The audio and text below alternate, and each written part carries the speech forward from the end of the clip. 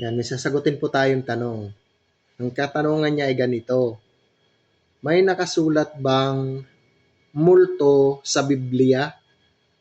Kung may nakasulat ba raw na multo sa Biblia? Ang sagot, oo, meron. Doon sa nagaganap na si Hesukristo ay naiwan o susunod na lang siya, pinauna niya yung kanyang alagad. Doon, basahin natin yung Matthew 14 verse 26. Ganito ang nakasulat.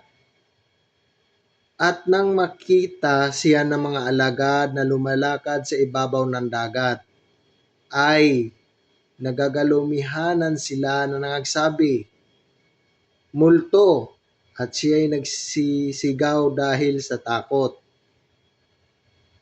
Diba? May multong nakasulat sa Biblia.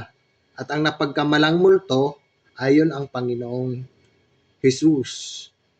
Sabi nga doon sa talata, at nang makita siya ng mga alagad na lumalakad sa ibabaw ng dagat, ang Panginoong Hesus, kaya niyang lumakad sa ibabaw ng dagat.